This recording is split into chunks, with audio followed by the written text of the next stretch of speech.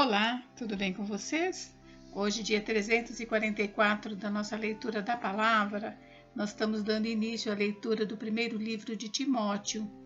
Este livro foi escrito pelo apóstolo Paulo, como vemos no capítulo 1, versículo 1, e foi escrito aproximadamente entre 62 e 66 depois de Cristo. Paulo escreveu a Timóteo para encorajá-lo em sua responsabilidade de supervisionar o trabalho da igreja de Éfeso e provavelmente as outras igrejas na província da Ásia.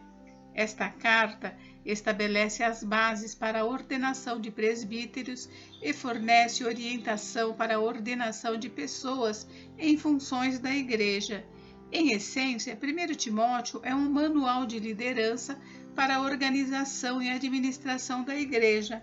Esta é a primeira carta que Paulo escreveu a Timóteo, um jovem pastor que tinha sido uma ajuda de Paulo em sua obra.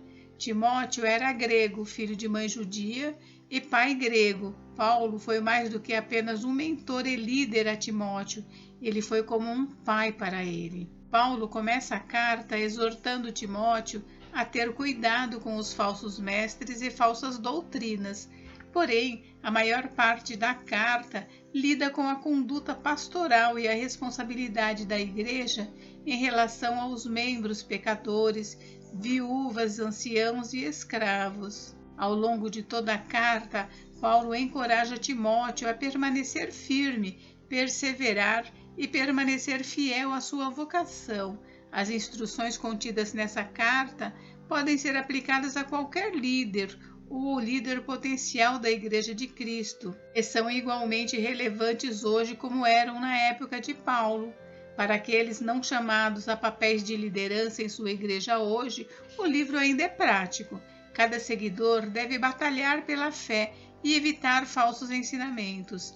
Cada seguidor deve ser firme e perseverante. Bem, hoje nós leremos os capítulos 1 ao 3. Vamos à leitura? Capítulo 1. Prefácio e saudação.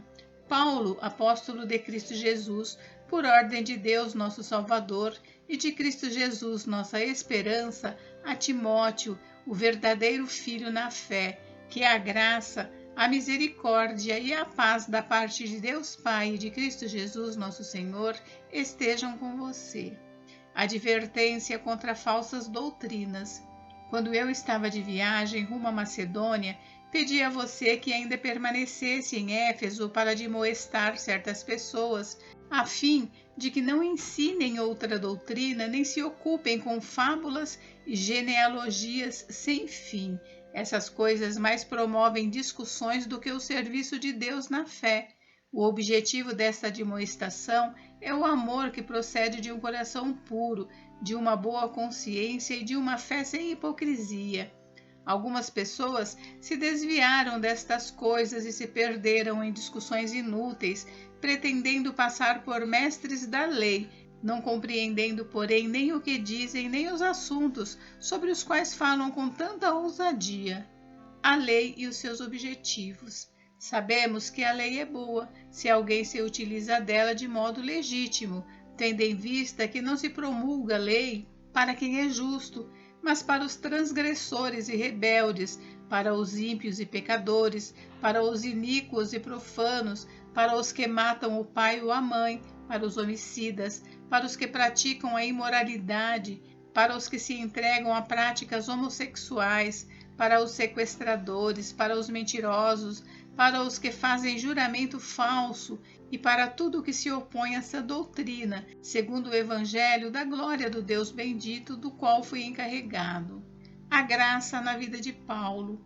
Dou graças a Cristo Jesus, nosso Senhor, que me fortaleceu e me considerou fiel, designando-me para o ministério, a mim, que no passado era blasfemo, perseguidor e insolente, mas alcancei misericórdia, pois fiz isso na ignorância, na incredulidade.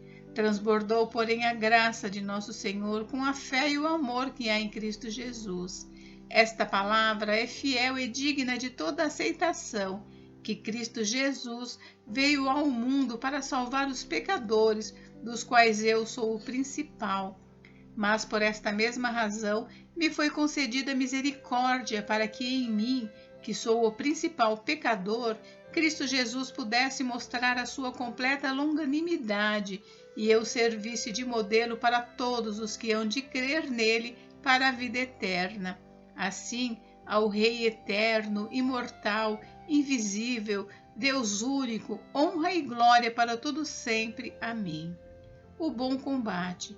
Esta é a admoestação que faço a você, meu filho Timóteo, segundo as profecias que anteriormente foram feitas a seu respeito, que firmado nelas, você combata o bom combate, mantendo a fé e a boa consciência, porque alguns, tendo rejeitado a boa consciência, vieram a naufragar na fé.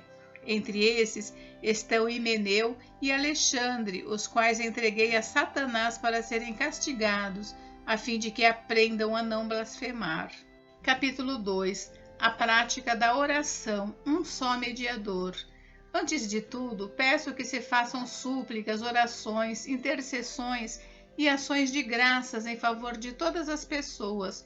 Orem em favor dos reis e de todos os que exercem autoridade, para que vivamos vida mansa e tranquila, com toda piedade e respeito. Isto é bom e aceitável diante de Deus nosso Salvador, que deseja que todos sejam salvos e cheguem ao pleno conhecimento da verdade, porque há um só Deus e um só mediador entre Deus e a humanidade, Cristo Jesus, homem, que deu a si mesmo em resgate por todos, testemunho que se deve dar em tempos oportunos. Para isto fui designado pregador e apóstolo, afirmo a verdade, não minto, mestre dos gentios na fé e na verdade. Instruções para homens e mulheres. Quero, pois, que os homens orem em todos os lugares, levantando mãos santas, sem ira e sem animosidade, da mesma forma que as mulheres em traje decente se enfeitem com modéstia e bom senso, não com tranças no cabelo, ouro, pérolas ou roupas caras, porém com boas obras, como convém a mulheres que professam ser piedosas. A mulher aprenda em silêncio, com toda submissão, e não permito que a mulher ensine, nem que exerça autoridade sobre o homem, esteja, porém, em silêncio. Porque primeiro foi formado Adão, depois Eva, e Adão não foi iludido, mas a mulher, sendo enganada, caiu em transgressão. Mas ela será salva tendo filhos, se permanecer em fé, amor e santificação com bom senso. Capítulo 3. As qualificações dos bispos e dos diáconos. Fiel é a palavra. Se alguém deseja o episcopado, excelente obra almeja. É necessário, pois, que o bispo seja irrepreensível, esposo de uma só mulher, moderado, sensato, modesto, hospitaleiro, apto para ensinar, não dado ao vinho nem violento, porém cordial, inimigo de conflitos, não avarento, e que governe bem a própria casa, criando os filhos sob disciplina, com todo respeito. Pois se alguém não sabe governar a própria casa, como cuidará da Igreja de Deus? Que o bispo não seja recém-convertido, para não acontecer que fique cheio de orgulho e incorra na condenação do diabo. É necessário também que ele tenha bom testemunho dos de fora, a fim de não cair na desonra e no laço do diabo. Do mesmo modo, quanto a diáconos, é necessário que sejam respeitáveis, de uma só palavra, não inclinados a muito vinho, não gananciosos, conservando o mistério da fé com a consciência limpa.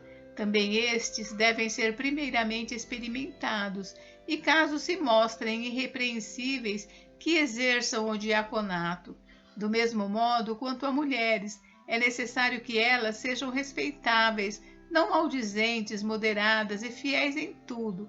O diácono seja marido de uma só mulher e governe bem os seus filhos e a própria casa, pois os que desempenharem bem o diaconato alcançarão para si mesmos uma posição de honra e muita ousadia na fé em Cristo Jesus.